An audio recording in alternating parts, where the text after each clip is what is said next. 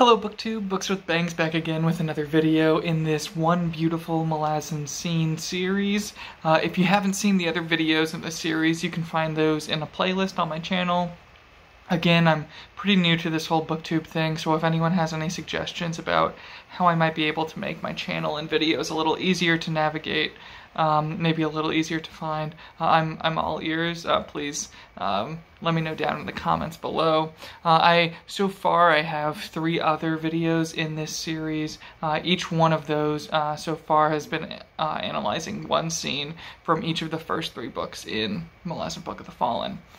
For today's video, we'll be looking at a scene about halfway through Book 4, House of Chains, and this, going through this is only really going to spoil one plot beat in the storylines of a couple kind of side characters in the Shaikh camp, or Shaikh's camp half of the main story in this 4th book from Erikson's Book of the Fallen. So, full-on spoilers for this specific moment, of course, as always, and then things pertaining to both the characters of Lorik, the Lorik priest character, and then spoilers about the character Felison Younger, and a few spoilers about Felison Elder as well, just a little more by implication. But yeah, only light spoilers for anything I talk about in here that really implies what happened in Book 2, Deadhouse Gates. I should also warn you, we'll be getting into some pretty heavy territory today. I'll be talking about things like sexual assault, victim blaming, genital mutilation, so if that might be a bit rough for anyone, don't hesitate to turn away from this video. If you don't ever want to watch it, great, you know, you do whatever makes you comfortable, but maybe if you're just not feeling it right now, but maybe some morning you might have a bit more of the I don't know if it's appropriate to say the stomach for a conversation about this type of thing, but yeah, if you're just more comfortable with it at a later time, always feel free to come back and then watch it then. So yeah, knowing that, proceed at your own comfort level with spoilers and your own comfort level, of course, with these heavier, more upsetting, possibly triggering types of content and trauma abuse type of analysis. I'll also say, before I kind of set up the scene, what we're getting into here, I'm by no means an expert on anything I'm going to be talking about. Everything I bring up about, you know, understanding trauma and trying to understand trauma and trying to have educated and appropriate discourse about these heavier things, I by no means am trying to make it sound like I'm in any way, shape, or form an expert on this stuff. I've really just taken some classes and gone through some training stuff, but I do like having these conversations, so if I do say anything here, I'm always open to, you know, learning how to, like if maybe I'm using a word that's outdated or no longer considered appropriate for this type of conversation, you know, don't hesitate to let me know. I'm always happy to learn more. I'm always happy to learn how to approach these topics, maybe even more delicately than I try to already. So, all that said, we'll start off by setting the scene. So this is the end of chapter 13 in House of Chains. The mass market paperback, we're going from pages 585 to 595, and our central character is really someone named Felison Younger, who is the adoptive sort of daughter of Felison Perrin, who I talked about a lot in my second video in the series, in the scene from Deadhouse Gates. And Felison Perrin has kind of, she's taken this young girl and named her after herself in a sort of symbolic gesture, or like a symbolic reflection of the girl Felison Perrin once was before all of her trauma she experienced in Deadhouse Gates. Anyway, now that Felison Perrin has become, again, spoilers, has become the new Shaikh reborn, she's leading her collection of armies in service of this sort of, this goddess figure Shaikh, and the whirlwind and rebellion against Malazan imperialism and Malazan forces. So this religious army of hers, of Shaik Reborn / Felison Elder. This army basically spends most of this book just kind of plotting, scheming, sitting around their camp, all amongst themselves, waiting for the Malazan forces to arrive. And there are a number of priests and religious kind of leaders and figures who are supposed to eventually, or who are in this camp, and they're supposed to eventually lead Shaik or Felison, her forces to this glorious victory. One such priest is this deplorable man named Bidethal, and he practices the horrendous crime and tradition of genital mutilation or female circumcision on young women in the camp. He carries out these sexist and brutal operations of the young women, and it is our adoptive, symbolic Felison Younger character who has just undergone this abuse, this crime. Then we have another priest named Lorik who stumbles upon Felison Younger right after, in the moments after she has suffered through this ordeal. And with a slight break in between the scene of Lorik finding her and then her considering kind of how to deal with this recent trauma and her greater role and responsibility to the movement of Shaik, her mother, Felison, or sort of her mother, Felison's rebellion. We get these two brutal yet beautiful scenes in the aftermath of this horrible thing that Priest Bidethal has done. So first I'll read the passage in which Lorik finds the abused and traumatized Felison Younger. Alright. His eyes snapped open, and he was kneeling in his tent once more. Night had arrived, and the sounds outside were muted, peaceful, a city settling down to its evening meal.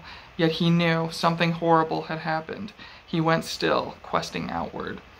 His powers, so weakened, so tremulous. Gods below.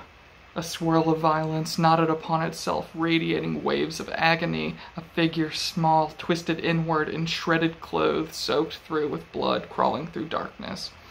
Lorik lurched to his feet, head spinning with anguish. Then he was outside and suddenly running. He found her trail, a smeared track through sand and dust out beyond the ruins, into the petrified forest.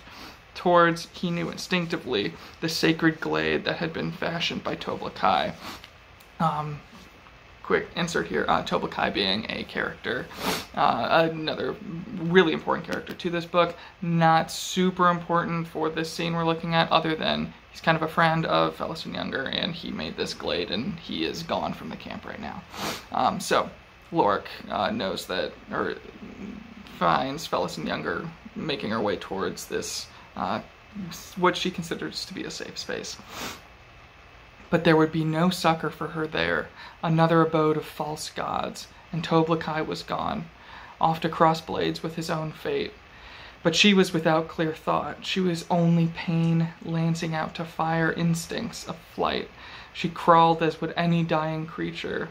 He saw her at the edge of the glade, small, bedraggled, pulling herself forward in torturous increments. Lorik reached her side, a hand reaching to settle at the back of her head onto sweat-snarled hair. She flinched. She flinched away with a squeal, fingers clawing against his arm. Felison, he's gone. It is Lorik. You are safe with me. Safe now. But still she sought to escape. I shall call upon Shaik. No, she shrieked, curling tight on the sand. No, she needs him still. Her words were blunted by broken lips, but understandable nonetheless. Lorik sank back, struck mute by the horror. Not simply a wounded creature then, a mind clear enough to weigh, to calculate, to put itself aside. She will know, lass. She can't help but know. No, but if you help me, or not if you help me, Lorik, just you, not even Heberik. He would seek to kill Bidethal, and that cannot be. Heberik? I want to kill Bidethal. You mustn't, you can't, he has power. He saw the shudder run through her at that. Lorik hesitated, then said, I have healing salves, elixirs, but you will need to stay hidden for a time. Here, in Toblakai's temple, here, Lorik. I will bring water, a tent. Yes, The rage that burned in him had contracted down to a white-hot core. He struggled to control it, his resolve sporadically weakened by doubts that he was doing the right thing. This was monstrous. There would be an answer to it. There would have to be an answer to it. Even more monstrous, he realized with a chill. They had all known the risk. We knew he wanted her, yet we did nothing. Alright, so, when Lorik's thinking, oh, we did nothing, they kind of know Bidethal is this miserable, old, terrible man who's been doing this to other girls in the camp. And now that it's really struck a chord with him, seeing what's happened to Felison Younger, it's just, he realizes it's too late to do much, because if they had acted before, maybe they could have stopped this. But at this point, Shaik were born and the whole rebellion, even according to the most recent victim of Bidethal, they kind of need the magical power and support that this horrible person, Bidethal, is lending this army. And I think this is just a really great articulation of how women who suffer at the hands of men and young girls who suffer at the hands of men, often just the way the power system works, they are powerless to speak up and to do anything about what's just happened, because other people in power need that attacker, need that perpetrator of such terrible crimes. They need that person to retain their power for everything to be successful, or everything to go, the way it's supposed to go. And it's just, this situation sticks Lorik, but more importantly, it sticks Felison Younger in this mindset of, something terrible has just happened to me, but my adoptive mother figure, Shaik Reborn / Felison, she needs Bidethal around to help her out, and I can't do anything to jeopardize that, even though he's just done such a terrible thing to me. In doing so, I mean, that's gotta break anyone's heart. Alright, so moving on from there, we'll actually skip over a Heboric section. Some of his passages and his internal monologues and whatnot in this book are like absolutely wild. I mean, great to read, but a little hard to understand. But I mean, kind of as Felison Younger mentioned in the passage there, she doesn't want Heboric involved in the situation. So for this analysis, I'll, kind of take that hint. I'll respect that wish, and I'll actually leave his musings to himself and kind of out of it for now. And next we move to one of our first glimpses into Felison Younger's mind after the trauma, and she is in this, she's made it into this protective glade space that her friend Toblakai built, and she feels safe here. So here we go. Felison Younger's eyes fluttered open. She had slept, but upon awakening discovered that the pain had not gone away, and the horror of what he had done to her remained as well, though it had grown strangely cold in her mind. Into her limited range of vision, close to the sand, a serpent slipped into view directly in front of her face. Then she realized what had awoken her. There were more snakes slithering over her body, scores of them. Toblakai's glade, she remembered now. She had crawled here, and Lorik had found her, only to set off once again, to bring medicine, water, bedding, a tent. He had not yet returned. Apart from the whispering slither of the snakes, the glade was silent. In this forest, the branches did not move. There were no leaves to flutter in the cool, faint wind. Dried blood in folds of skin stung as she slowly sat up. Sharp pains flared beneath her belly, and the raw wound where he had cut flesh away, there between her legs, burned fiercely. I shall bring this ritual to our people, child, when I am the whirlwind's high priest. All girls shall know this. In my newly shaped world. She's remembering what happened in him. This is Bidethal speaking before. The pain shall pass, all sensation shall pass. You are to feel nothing, for pleasure does not belong in the mortal realm. Pleasure is the darkest path, for it leads to the loss of control, and we mustn't have that, not among our women. Now, you shall join the rest, those I have already corrected.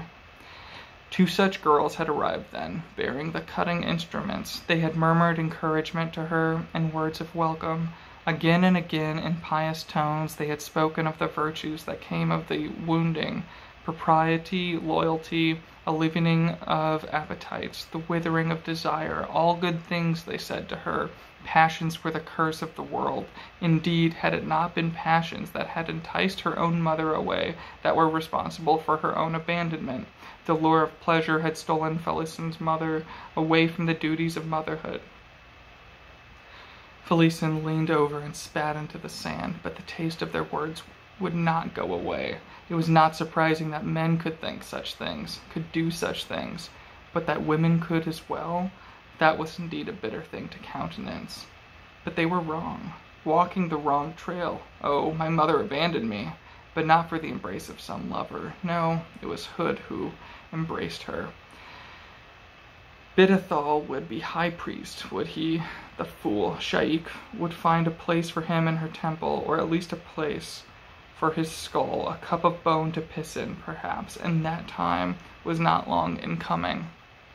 So now let's take a break to just kind of reflect on this warped worldview of these characters and how Erikson has really so brutally kind of forced us to share in some of Felison Younger's shock and bewilderment as what has happened to her, and even more shock and bewilderment that women were involved.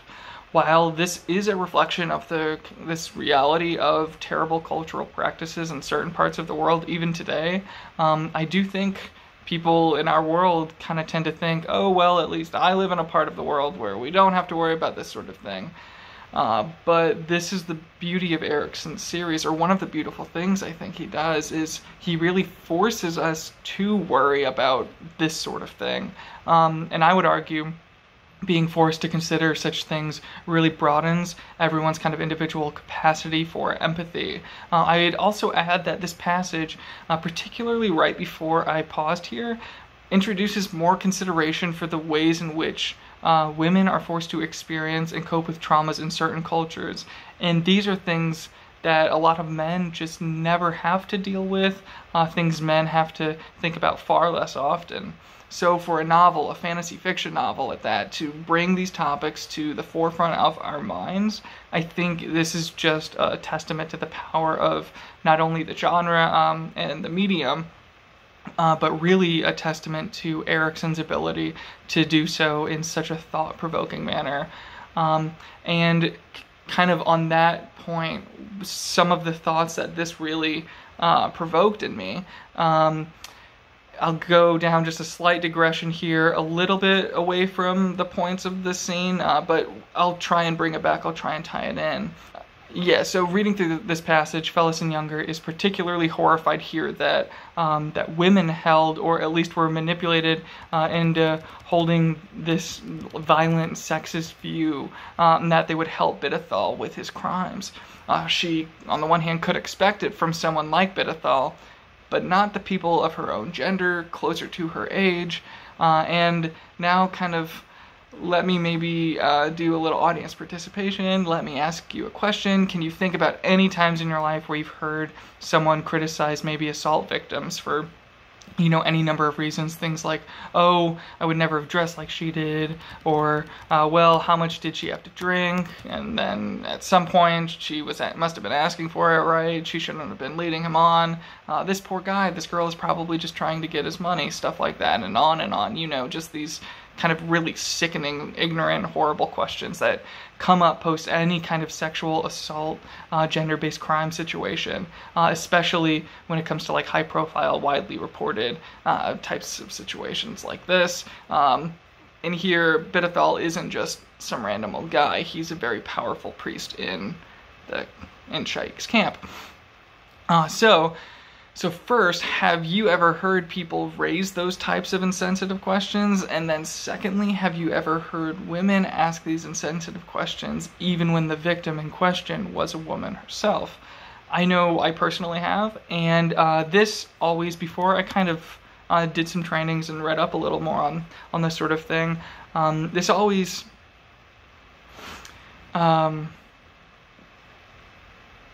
sorry, this always kind of confused me, this sort of like lack of solidarity, and really totally ununified, unfeminist, unkind kind of trail of questioning or series of questioning.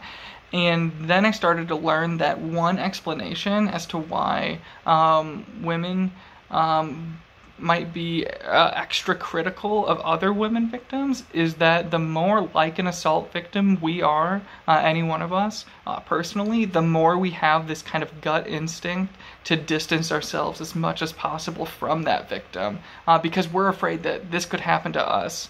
And if we ask all of these questions that put blame on the victims, well, then we're basically drawing up these barriers and these lines to try and explain why it would happen to someone like her and why it would never happen to someone like me. And so that was a bit longer of a digression than I hoped, but I promise it does tie in a bit back to this passage. I mean, first and foremost, just that Steven Erikson could write something to make me consider all of that and think through all of that, regardless of how directly connected it is. That in and of itself is saying something about how powerful the scene is. But taking it a step further, Felison Younger is mutilated by Bidethal and these women who are trying desperately to distance themselves from, like, they're talking about women who enjoy pleasure as basically they're saying they're prostitutes and what they consider to be these, like, weaker, more passionate women of the world. And these girls that are helping Bidethal, they've taken it a step further beyond victim blaming, you know, instead of just blaming Felison's mother, who they didn't know, and they're just assuming things about her. They've actually allied themselves with the perpetrator of such crimes, likely someone who assaulted or mutilated both of these girls himself, and they aren't exactly noticing it because of how traumatized they both are from what's happened here. So our gut reaction is to say, when Felison hates that not only was it Bidethal, but it was also these women that did this to me, our gut reaction is to say, how could these other girls, these other women do something so horrible to a fellow girl? We hate them for it at first, but then in light of everything I just kind of went over and everything this scene got me thinking about, you know, with victim blaming and stuff like that, and why victim blaming might happen, we can actually start to feel a lot of pity and sympathy and empathize with these girls who are helping Bidethal. Sure, they're carrying out his will and performing a horrible crime and abusing one of my favorite characters, Felison Younger, but they are motivated by this deep-seated fear of being anything like the abused, and being anything like those passionate, what they think of as weak women of the world. And all the while, really, they've already been abused, and it's just this devastating rabbit hole of injustice in the world, and specifically gender-focused injustice. So in the end, my heart doesn't just break for Felison Younger, but it's also breaking for these other victims of Bidethals, no matter what crimes they might be helping him carry out. Now, and then we'll do a slightly dark / hopeful turn as this scene draws the chapter to a close. So at the end there, she was saying, I'll kind of back up just to read that last paragraph and finish out the chapter here. Felison Younger thinks to herself, Bidethal would be high priest, would he? The fool Shaik would find a place for him in her temple, or at least a place for his skull, a cup of bone to piss in, perhaps, and that time was not long in coming. Still, too long. Bidethal takes girls into his arms every night. He makes an army, a legion of the wounded, the bereft, and they will be eager to share out their loss of pleasure. They are human, after all, and it is human nature to transform loss into a virtue, so that it might be lived with, so that it might be justified. A glimmer of dull light distracted her, and she looked up. The carved faces and the trees around her were glowing, bleeding gray, sorcerous light. Behind each there was a presence. Toblakai's gods, welcome, broken one. The voice was the sound of limestone boulders grinding together. I am named Barak. Vengeance swarms about you with such power as to awaken us. We are not displeased with the summons, child. You are Toblakai's god, she muttered. You have nothing to do with me, nor do I want you. Go away, Barak. You and the rest, go away. We would ease your pain. I shall make of you my special responsibility. You seek vengeance? Then you shall have it. The one who has damaged you would take the power of the desert goddess for himself. He would usurp the entire fragment of Warren and twist it into his own nightmare. Oh, child, though you might believe otherwise, now, the wounding is of no matter. The danger lies in Bidethal's ambition. A knife must be driven into his heart. Would it please you to be that knife? She said nothing. There was no way to tell which of the carved faces belonged to Barak, so she could only look from one to the next. A glance to the two fully rendered Toblikai warriors revealed that they possessed no emanation, were gray and lifeless in the pre-dawn darkness. Serve us, Barak murmured, and we in turn shall serve you. Give us your answer quickly. Someone comes. She noted the wavering lantern light on the trail. Lorik. How, she asked the gods, how will you serve me? We shall ensure that Bidethal's death is in a manner to match his crimes, and that it shall be timely.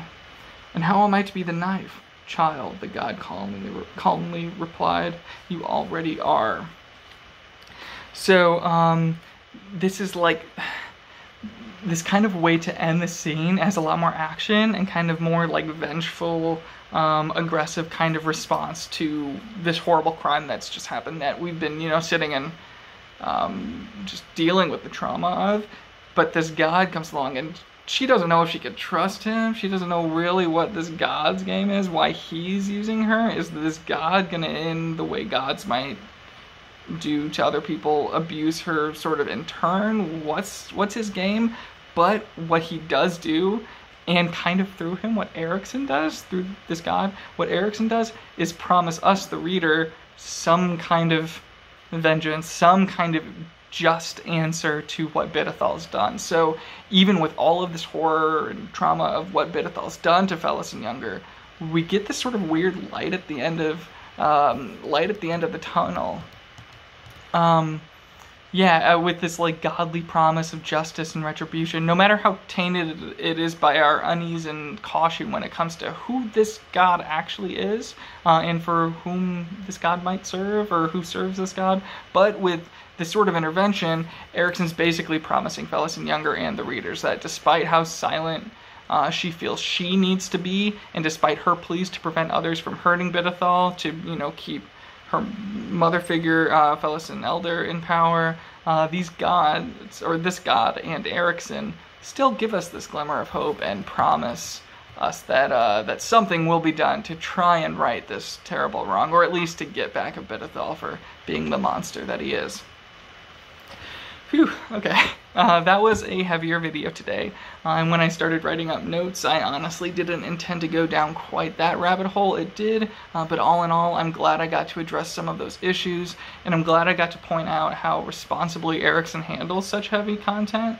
If you haven't already and you enjoyed the video, please like and subscribe and share with your friends. I'll have a couple videos coming up in the next few days, all about 2 different scenes from the next book, Book 5, Midnight Tides.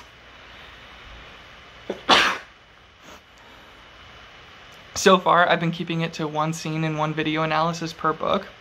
But when it came to Midnight Tides, though, I couldn't resist. I really just had to do a deep dive into a couple different scenes. So the first one we'll be looking at there is from around the middle of the book. I'm calling that video Burial Rites. And then the second scene is from the end of the book. I might just call that one The Throne Room. So I hope you're looking forward to those Midnight Tides videos as much as I'm looking forward to annotating and recording them. All that said, thank you so much for watching, and please have a nice day. Bye.